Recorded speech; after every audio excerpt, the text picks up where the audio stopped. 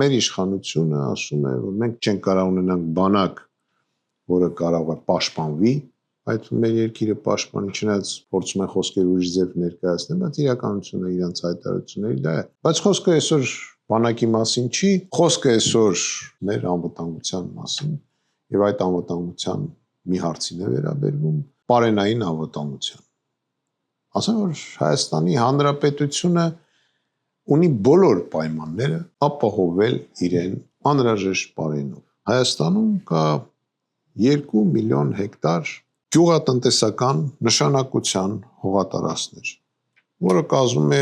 երկրի տարածքի 2/3։ Պարենային անվտանգության տեսակետից դա բավականին լավ ցուցանիշ է։ Ունենք 440,000 հեկտար, բայց մշակում է մոտ 110,000 հեկտար վարելավը։ Ինչն է պատճառը։ Պատճառը առաջինը նրանում է, որ չկա ջուր, որ ուղղակի այդ բույսը աճեցնենք, եւ երկրորդ կարևոր պատճառը չկա կառավարում։ Չկա կառավարում եւ գյուղացում աջակցում, համապատասխան ծրագրերի բացակայություն։ Հիմնական պատճառները դա է, ռոռոկման ջրի մատակարարման համակարգը, որը որ կազմում է Հայաստանի Հանրապետության մոտ 900 կիլոմետր, 50%-ով ենթակա է կապիտալ վերանորոգման։ Կառավարությունը ունի ծրագիր համապատասխան, որ այդ ջրերը հասցնի այդ հողերը։ Դրա համար էլ մենք չենք կարողանում այդ հողերը մշակել։ Տարածաշրջանում այսօր նկատվում է իրոք ջրի պակաս։ Մենք գիտենք, որ Ադրբեջանում այդ ջուրը բավականին սակավ է։ Հիմնական պատճառը, որ Ադրբեջանին այդպես օդի պես պետք է եղել Արցախի հողերը, հիմնական պատճառը հավատացեք եղել է ջուրը։ Դաշտային Ղարաբաղ ջրի մասով սնվում էր լիովին Լեռնային Ղարաբաղից։ Եվ պարզ էր, որ երբ որ Լեռնային Ղարաբաղի Հանրապետությունը կամ ոնց որ մենք ենք ասում Արցախը դուրս եկավ փաստացի Ադրբեջանի տարածքից, այդ ստացվեց, որ Դաշտային Ղարաբաղը մնաց առանց ջրի։ Եվ մենք հիշում ենք այն հայտարարությունները, որ իրենք ասում էին, որ ջուր չլինելու պատճառով այնտեղ ամեն ինչ չորանում է եւ այլ։ Բացի դրանից ջուր չկա եւ Բաքվում։ Ժամով են տալի ջուրը։ Նավթով հարուստ երկիրը այսօր չունի ջուր։ Դա է պատճառը, որ իրենք ներխուժել են Սև լճի ուղղությամբ, Ջերմուկի ուղղությամբ։ Դա է պատճառը, որ իրենք ներխուժում են Սևանի ուղղությամբ։ Հարցը հայ ժողովրդի ձեռից ջուրը վերցնելն է։ Բայց այսօր այդ ջուրը մերն է եւ մենք դա չենք օգտագործում։ Ջուրը չի հարսում գյուղացում, գյուղացին չի աշխատում։ Հարկերը չի կարող մուծի, որտեղ ոչինչ չի կարողանում իր հողի վրա աճեցնի։ Ինչի է դա առաջանում։ Առաջանում է այն պատճառով, որ ցանկացած վարկային ծրագիր եւ գրանտեր կոչեցյալը, որ նույնիսկ ստանում ենք արտասահմանից, առաջինը չի կառավարվում, ճիշտ։ Երկրորդը վարկը միջև հասնելը գյուղացուն, կոնկրետ այն մարդուն, որին պետք է այդ վարկը, արդեն մի քանի կազմակերպություն մեջից փողերը տանում են։ Չհաշված այն մասնավորին, որ կարող է մի մասն էլ իր գրպանը դնի, որը որ ստորագրում է։ Բայց այդ դնենք այն կողմ, այդ կոռուպցիան դնենք այն կողմ։ Կառավարությունը գումարը տալիս է բանկին, բանկը այդ տոկոսի վրա մի քանի անգամ ավել տոկոս է առաջացնում եւ հատկացնում է գյուղացուն։ Գյուղացին էլ շատ դեպքերում տակ է տալի, չի կարողանում բանկի վարկը տա եւ ի վերջո ստիպված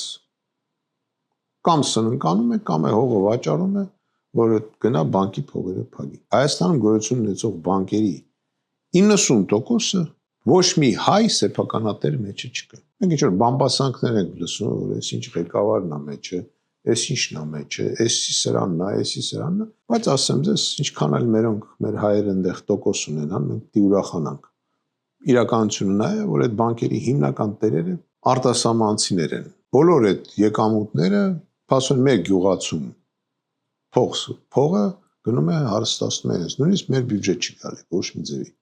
Փաստացի պետությունը եւ գյուղացին ոչ մի եկամուտ չեն ստանում, հարստանում է բանկի տերերը, որ Հայաստանի քաղաքացիներ չեն։ Հետաքրքիրը նա է, որ Հայաստանում այսօր էլ 52%-ից մոտ 53% աշխատուժը աշխատում է գյուղատնտեսության ոլորտում, բայց Հայաստանում չկա գյուղնախարարություն։ Փաստացի չկա կառավարող եւ գյուղի համար պատասխանատու պետական հիմնարկ։ Պարադոքսը տարօրինակ է։ Շատ տարօրինակ է։ Նախարարությունները, այսպես բարձելու ժամանակ բարձվեց, որ մեր երկրի ղեկավարը եւ ղեկավարությունը չի ուզում ունենալ գյուղատնտեսության նախարարություն, բայց գյուղատնտեսությունը Հայաստանի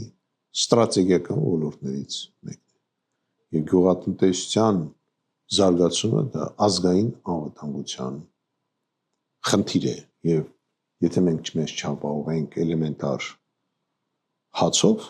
մենք ոչ մի ժամանակ չենք կարող վստահ լինենք, որ մենք մեր գոյությունը կարող ենք պահպանել։ Փառք Աստծո, կլիմայական պայմանները թույլ են տալի բարենային անվտանգության բոլոր մթերքները արտադրել։ Շատ մտահոգիչ է ցորենի արտադրանքը, որ Հայաստանում բավականին սակավ է, որը կարելի է ավելացնել, քանի որ ես ասացի, որ փաստացի 1/3-ն է մշակվում հնարավոր մշակման հողերից։ Եվ փաստացի մենք հացամթերքում էլ կարող ենք ստանալ բավականին լավ արդյունք։ Ոնց որ թե մեր կառավարությունը ուզում է ասի, որ ցորեն պետք չի արտադրել։ Չգիտեմ դա ինչքանով է տենց ու ճիշտ։ Դա շատ վտանգավոր է, դա ազգային անվտանգության խնդիր է, ոչ թե մենակ նրա համար, որ դա հաց է։ Իհարկե հացը շատ կարևոր է։ Նման մոտեցումի վտանգավորությունն է, որ մենք կարող ենք կորցնել այն մարդկանց, ով գիտեն այդ հացապտուղը ոնց աճեցնել։ Ոնց որ եղավ բամբակ։